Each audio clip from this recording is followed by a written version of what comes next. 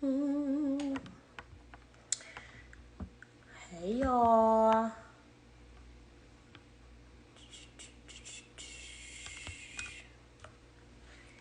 Happy hump day.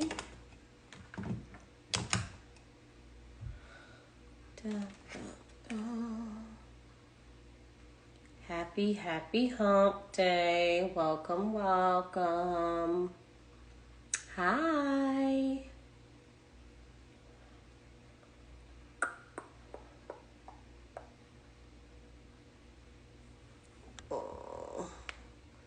We're gonna get started in like 2 minutes.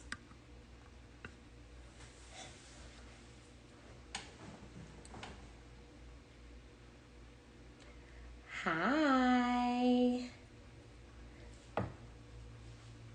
Hi, Miss Malika. It's been so long. How are you? Hope all is well.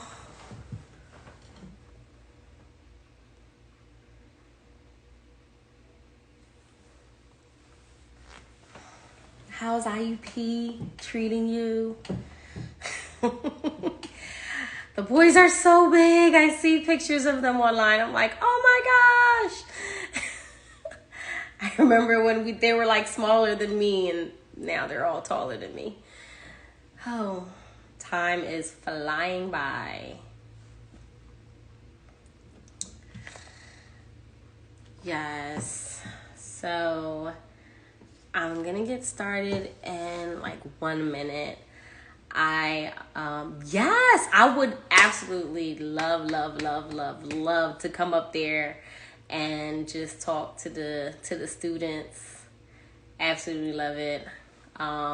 Pre-COVID, I was actually going into the high schools and having chats, but yeah, I will shoot you a DM and let's try to set that up. English pre-law, minors in crim, and political science were my majors.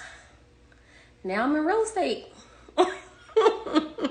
And I also do some youth development work. So, yes. Okay. It's so weird. The comments are delayed, I'm sure.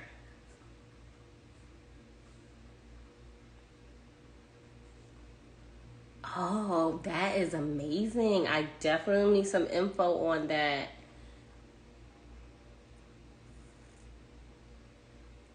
Yes, send me whatever details that you have. I would love to be involved in some way, shape, or form. Lord knows IUP made me who I am today.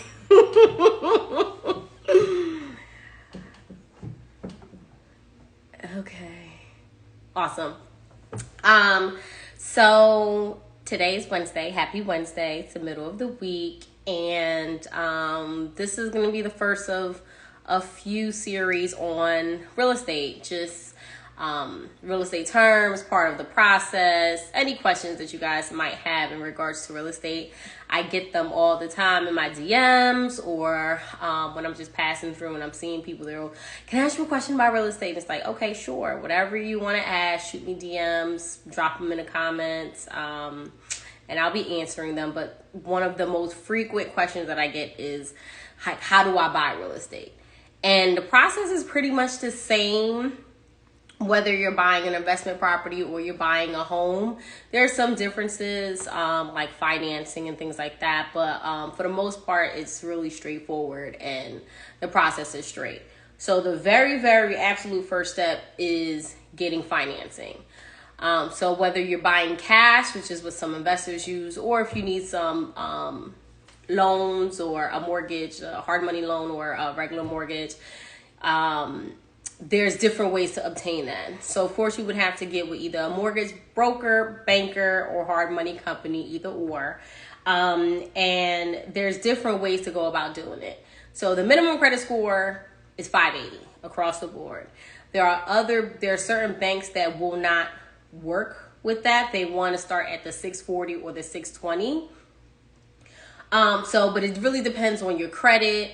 It depends on the package that you're trying to do, the loan option that you're trying to do, whether you're doing FHA or conventional. Like, there's so many different things. And as we go on in this series, I will be telling you what's the difference between an FHA, a mortgage, and a hard money loan, and down payment and closing costs. We're going to be going through all of that. But for the first step is making sure that your credit's right.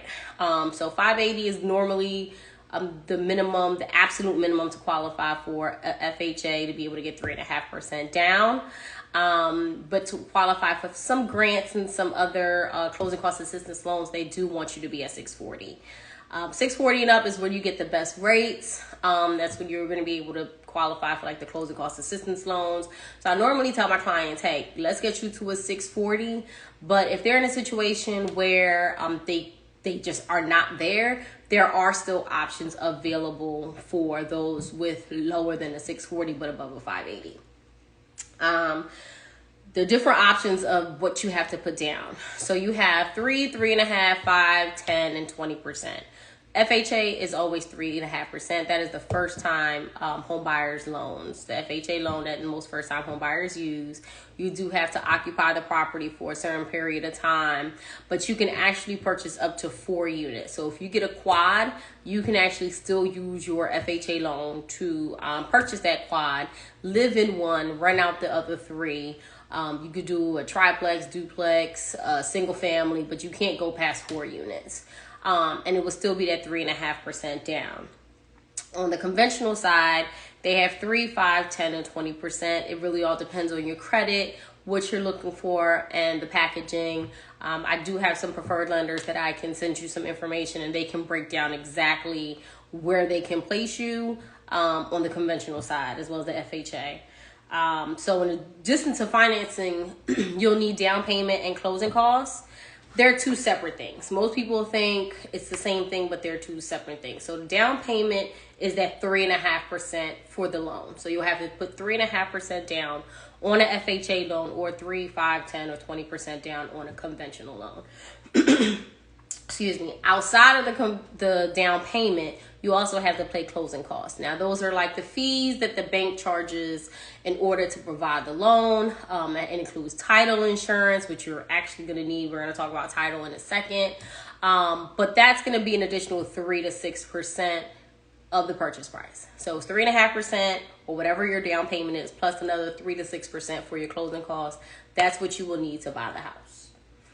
The next step for buying a house is getting a realtor. So normally people get a realtor, then they get financing, but those 2 don't necessarily have to be done in any order.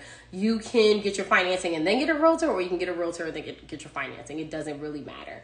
But you should get a real estate agent. Excuse me, a real estate agent. Real estate agent is different than a realtor. A realtor is a part of Realtor Association. There are ethics and standards that they do have to abide by to maintain that realtor status. I am a realtor, so I'm a part of the Realtor Association in Georgia as well as in Pennsylvania. But a real estate agent is just the person that's going to help you through the process. They're going to ask the questions that you don't think to ask. They're going to help you review the contracts and the addendums, and they're going to walk you through the process from A to Z. They're going to negotiate on your behalf. They work with you to the end goal, which is buying the house. So they discuss everything with the seller, whether it's the home inspection, the appraisal, title. They'll be the one that are having those conversations with the other side, which is the seller side, to get you into this home. So it's super important to find somebody who is personable, friendly, that can get the job done, and that is available. That's one of the biggest complaints that I've had from people who may have been using another realtor and they came to me. I was available to answer those questions, and I was able to find those questions and get those answers to them. That's what you want in a realtor. Somebody who is available, who is knowledgeable, who will get you the information, and who will negotiate on your behalf. The next step is when we really start getting into the process. So you find a realtor, you have your financing. Now we're going to start shopping. I'm going to start looking for houses based off of the criteria, what you qualify and what you need and what you're looking for. So your realtor will normally set up an alert for you, which will send you houses that match your criteria. And then you start looking. Once you find something that you like, you'll do is submit an offer. So that offer pretty much tells them this is the purchase price, whether or not you need seller's assist or seller help purchasing the home, all the terms of the purchase. So you will work through that with your realtor. That will submit that. Once it's accepted, boom, you have a couple of days to put down a deposit, which is normally 5 days to put down a deposit. And then you have to schedule your home inspection, and that is when the process starts. And it's kind of like you hit the ground running once you get under contract. So you have to get a home inspection. I advise any first-time home buyer, even if it's your second home or your third home that you're purchasing, aside from an investment property, which investors still do inspections to see how much they need to fix up the property, always get a home inspection. It tells you everything that's going on with the property so that you can make an informed decision on what this is a major purchase. This is a high ticket purchase. This is going to be the most expensive purchase in anyone's life sometimes. So you want to know what you're getting into. Some of the major things that I always make sure that we are looking at is going to be the roof. Number one, roofs can be very, very expensive to replace. So you want to check the roof, which is also going to check the chimney. You want to check the HVAC if it has central. If it doesn't, you want to check the heating system to make sure it's up and running. You want to check the plumbing. You want to check the electrical. And you want to check for structural or foundation issues. Those are high ticket items that can make or break the deal. The cosmetic stuff, you can go in there, you can fix if you want to. If not, that's fine too. You can get something that's absolutely move-in ready, but you want to get those things checked. You definitely get those things checked because you don't want to move into a house and next thing you know, the heating system goes. When you would have gotten an inspection that would have told you, hey, this heating system, okay, it said I was disconnected for a second. Yeah, you don't want to move in and have to kick out, a few $1,000s to get that checked, or because something happened with the roof where there's a plumbing issue. You definitely don't want to have to be worrying about that after you done spent whatever thousands of dollars to actually purchase the property. Now you have to then fix the heating system unexpectedly. So the home inspection tells you what's wrong with the property. They do give a disclaimer that as of the home inspection, the things that they mention to you are as of the home inspection. They don't warranty anything, but it gives you an idea of what you're looking for and what repairs will be needed. After the home inspection, that's when you'll be submitting your application to the mortgage company for the property to lock in your rate. Then you'll also be running title. You want to make sure that you run title as well. Title lets you know whether there's any liens, any judgment, if there's any issues with the transfer of ownership. You want to make sure, there's no water liens or mechanic liens or gas liens. Like I at one of my offices, a deal almost died because a person was selling one of their rental properties and they ended up having thousands of dollars in gas liens that they didn't know about from a tenant. You don't want to get into a situation where you have these liens on the property, you're just getting it without a clear title. So title insurance, first, to get a mortgage, you have to have clean title. So you run title, it tells you everything that's wrong with the property, and it's an insurance that protects the past, not the present. So homeowners insurance protects what's going on from the time you buy it moving forward. Title insurance goes backwards. So it goes from the time you purchase backwards. As long as they make sure everything prior to you buying it is clear cut and you're good to go. So that is title insurance.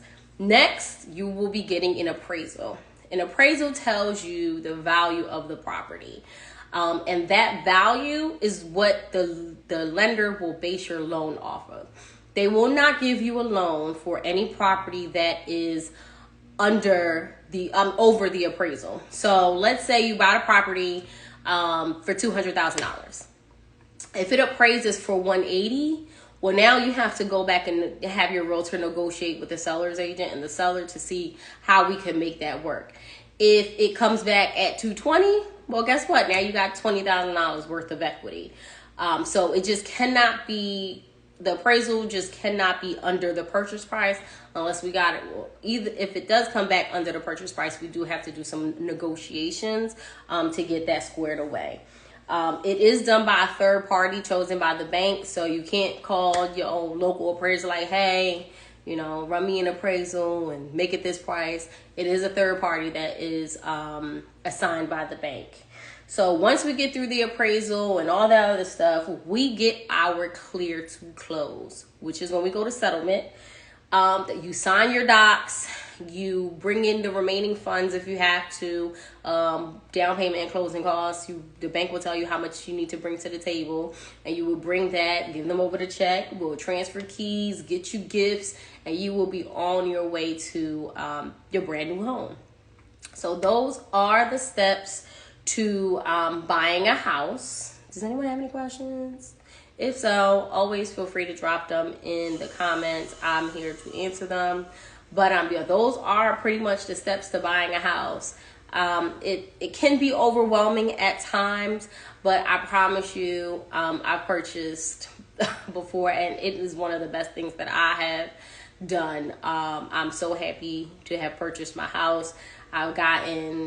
My house has increased. The equity in my house has increased a bit much since I bought it. So I'm super excited and I'm happy about that.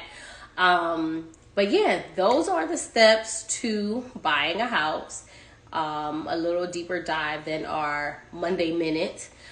So each and every Wednesday, I will be on here discussing whatever our Monday Minute is. So each Monday, we'll drop a Monday Minute, 60 seconds of real estate. And on Wednesday, we'll spend about 15-20 minutes just really talking about that Monday Minute. So if that's where you have questions, comments, feel free to come and discuss them here. You can either send questions ahead of time or drop them in the chat on the live. But I am here to answer all of those questions. If you need a realtor, feel free to give me a call. I am licensed in Pennsylvania and Georgia. So if you're looking in the Philadelphia or surrounding counties area, I service Philly, Delaware, Bucks, Berks, and Montgomery counties. And then in Georgia, I service Henry, Fulton, Clayton, and Gwinnett counties for real estate. So if you're looking for a realtor, feel free to let me know. I'm here to answer those questions. This should be on my page after we hop off, so you can always feel free to come back in to get that information. And then, like I said, reach out to me if you need to. Thank you so much for joining me today, and I look forward to seeing you guys next Wednesday. Have a good day.